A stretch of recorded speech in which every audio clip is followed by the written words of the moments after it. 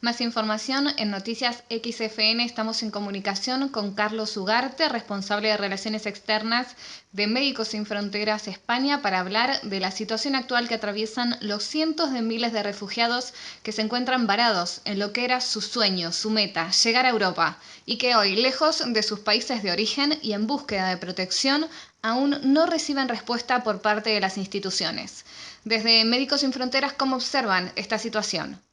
En la situación en la que estamos en este momento, digamos que se viene repitiendo desde hace más de 3 años, ¿no? Pues cuando arrancó lo que se ha venido a llamar la crisis de los refugiados, ¿no? Básicamente todo ese colectivo que, huyendo de países en conflicto, especialmente del Oriente Medio, pero también de otras zonas como puede ser Eritrea o Afganistán, o otros países subsaharianos en conflicto, como puede ser el noreste de Nigeria o la República Centroafricana o Sudán, pusieron básicamente en Europa su última esperanza, y las políticas europeas, a la hora de dar respuesta a esta crisis, lo único que han potenciado ha sido la disuasión, el control fronterizo, el fortalecimiento, digamos, de la Europa fortaleza, en el sentido de no querer dejar a nadie entrar, y en definitiva vulnerando desde, digamos, el lado de la Unión Europea y los países miembros que la integran todos los acuerdos internacionales que tienen suscritos en materia de protección internacional, asilo y refugio. Es decir, no los han cumplido sistemáticamente, y básicamente se han dedicado a eso, a no dejar entrar a nadie a cualquier precio, incluso a expensas de vulnerar los principios éticos y morales y el respeto al derecho internacional y los derechos humanos, que son elementos constitutivos de la propia Unión Europea, con tal de que no llegue nadie. Y al final,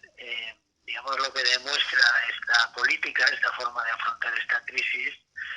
que precisamente como consecuencia de esa política ha devenido en una crisis humanitaria de enormes proporciones, lo único que en definitiva está haciendo Europa es aumentar el sufrimiento de toda esta gente que, en el caso de los refugiados, tienen un claro derecho de protección internacional que no están recibiendo, ¿no? Así que yo te diría que, como forma de introducción del panorama en el que nos encontramos, la cosa va un poco por ahí, ¿no? En los últimos meses, las bajas temperaturas registradas en la zona, se llegó a hablar de al menos 20 grados bajo cero, se suman a ese amplio listado de dificultades diarias. ¿Cómo es esa realidad difícil de imaginar en la Europa del siglo XXI? Sí, pero lo que al final dificulta la vida de estas personas que han llegado o están intentando llegar a Europa en búsqueda de protección, son las decisiones políticas que les condenan a esta vulnerabilidad. Quiere decir que ahora, digamos, se ha puesto más de manifiesto, con ocasión de la ola de frío que ha habido en Grecia y en los Balcanes, en concreto en Serbia, pero también en otros países de la ruta de los Balcanes, que se ha dicho de paso tampoco es nada nueva, pero hay que recordar que hace poco más de un año se vivió una situación similar, y no era en invierno, en el campo de Idomeni, que se creó en la frontera entre Grecia y Macedonia. O sea que quiero decir que todo esto deriva de una decidida falta de respuesta de la Unión Europea a esta crisis, ¿no? Que después se traduce en que, cerrando todas las vías legales y seguras de entrada y fortaleciendo las fronteras, reconduces el flujo de estas personas hacia el punto más peligroso, que es el mar. De hecho, el Mediterráneo central se ha convertido en la ruta migratoria más peligrosa del mundo, que Europa decidió, en este sentido, no apoyar las operaciones que en el año 2015-14 puso en marcha la Marina italiana, que era la Operación Mare Nostrum, dirigida expresamente a salvar vidas de personas que iban a cruzar el Mediterráneo en unas condiciones malísimas porque no les quedaba otra salida, lo que ha generado que cada año desde entonces se hayan producido más muertos por ahogamiento. Este año pasado, 2016, lo hemos cerrado con prácticamente 5.000 personas registradas, porque nosotros que estamos haciendo operaciones de búsqueda, rescate y salvamento sabemos que los muertos no contabilizados son también muy numerosos, de naufragios, digamos, que se han producido en la noche o en zonas, digamos, donde no se ha podido controlar y que han quedado en el anonimato. Y por otra parte, se traduce claramente también en cuanto a las condiciones de acogida, incluso en el propio territorio de la Unión Europea, ¿no? Una de las vergonzosas condiciones de acogida que se están dando a solicitantes de asilo, fundamentalmente sirios en Grecia, la falta de apoyo de la Unión Europea a Grecia, que sufre una grave crisis económica, para dignificar de alguna manera esas condiciones de acogida. Y todo esto al final lo que responde, entiendo yo, es un poco a pasar ese mensaje de no vengas aquí porque te vamos a hacer la vida imposible, ¿no? Lo cual, insisto en el hecho de que es bastante paradójico que esto se esté dando precisamente en la Europa, que tradicionalmente se ha querido significar a sí misma como una gran protectora, defensora activa de los derechos humanos, ¿no? Lo está incumpliendo todo, porque al final, digamos que se está imponiendo esta política de que no llegue nadie, ¿no? A cualquier precio. Carlos, si nos referimos al trabajo que ustedes logran llevar a cabo en terreno, ¿no? ¿Con qué situación se encuentran? ¿De qué manera colaboran? ¿Y en qué contexto? Bueno, nosotros somos una organización médica fundamentalmente que como causa o consecuencia de las circunstancias vitales que están atravesando todas estas personas que están intentando llegar a Europa, digamos, estamos haciendo el trabajo que nos es propio como organización médica, es decir, la atención médica, psicológica a refugiados, a solicitantes de asilo o a candidatos a ser refugiados y en concreto a personas que vienen huyendo de crisis humanitarias de distinta índole, pero también, y precisamente por estas políticas de la Unión Europea, de esa inacción, a pesar de estarse dando crisis humanitarias enormes, pues nos hemos visto, digamos, en la necesidad como organización humanitaria de poner también en el mar barcos para hacer operaciones de rescate y de salvamento que Europa no quiere hacer, ¿no? Entonces, quiero decir que el trabajo de Médicos Sin Fronteras en esta crisis es muy amplio y está muy extendido, porque hay que recordar que nosotros trabajamos también en los países de origen, de donde esta gente viene huyendo debido a los escenarios de violencia generalizada, de guerra abierta, como te puedes encontrar en Siria, o en Irak, o en Yemen, o en Sudán del Sur, o en la República Centroafricana, o en tantos sitios, ¿no? Entonces, bueno, hemos estado trabajando en los países de origen, seguimos haciéndolo, y después hemos estado trabajando allí donde han surgido en las situaciones, digamos, más peligrosas para la integridad de la vida de las personas, ¿no? Como ocurre en el Mediterráneo central o como ocurre en los puntos de entrada tanto en Grecia como en Italia, o como ocurre posteriormente a través de la ruta de los Balcanes, en todas esas fronteras que esta gente ha intentado cruzar para llegar a Europa, ¿no? O sea que digamos que el trabajo es extenso, tanto por cómo se proyecta en el terreno, en las distintas zonas en las que estamos trabajando, como el tipo de actividades que estamos haciendo para cubrir, digamos, las necesidades vitales de esta gente, ¿no? Las imágenes que se han podido ver en los medios internacionales durante las últimas semanas reflejan sin duda un preocupante grado de precariedad, familias enteras viviendo hacinadas. ¿Con qué situaciones se encuentran en la zona? Pues si vas mirando por zonas, si tú miras a Grecia, por ejemplo, ahora, hay en torno a 62.000 refugiados o candidatos a ser reconocidos como tales. De ellos hay en torno a 15.000 personas que están bloqueadas en las islas del Egeo y sin autorización para pasar al continente. Las islas del Egeo ahora mismo, en cuanto a capacidad de acogida mínima, están 3 veces por debajo de las necesidades y por tanto de ahí que estamos viendo todas esas imágenes de familias enteras viviendo en tiendas de lona en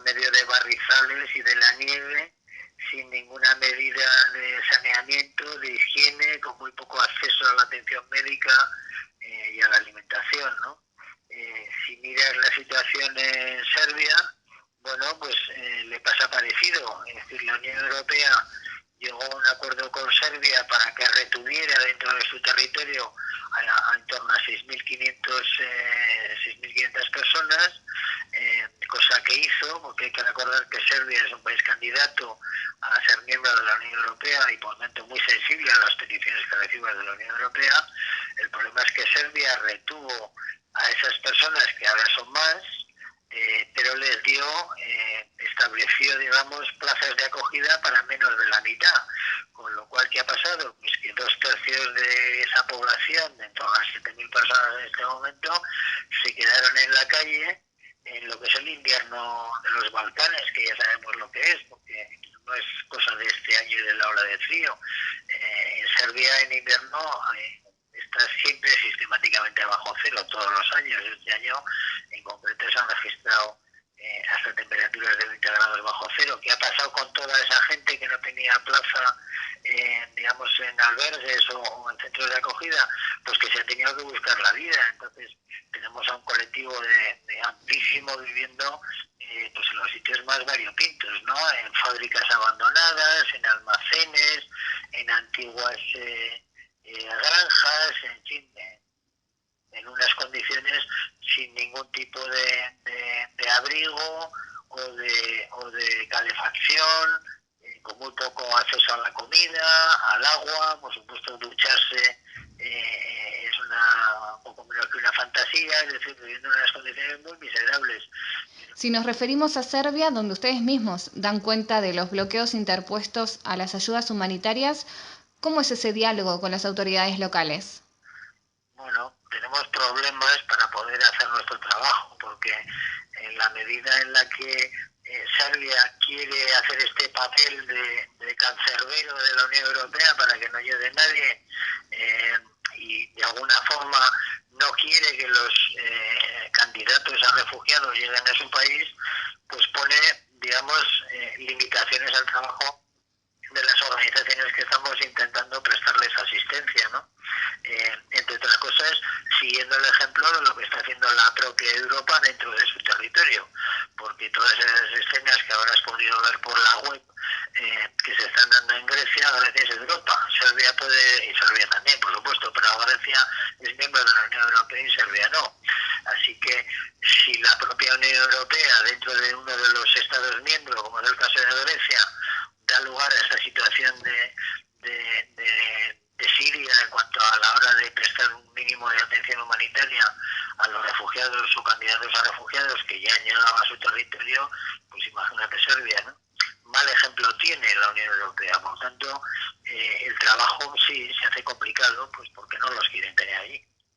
En mayo de 2015, Europa se había comprometido, entre otras cuestiones, a la reubicación de 160.000 refugiados. Actualmente, los países de la Unión Europea solo han acogido a un 7% de ellos. ¿Qué lectura hace Médicos Sin Fronteras a 7 meses de que se dé por completado el plazo del pacto?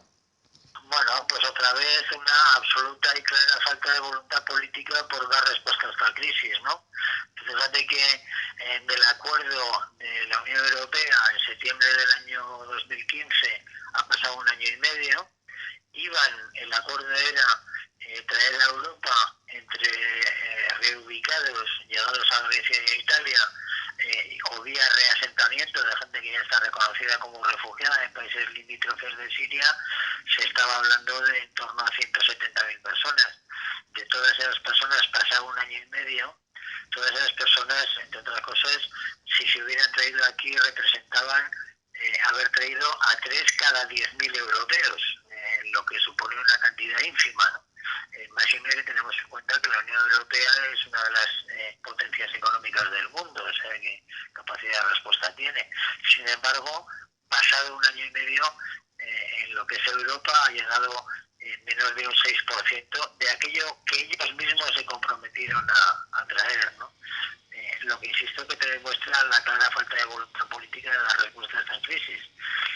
Y yo siempre pongo el ejemplo de Canadá, que es un país que se encuentra muy alejado geográficamente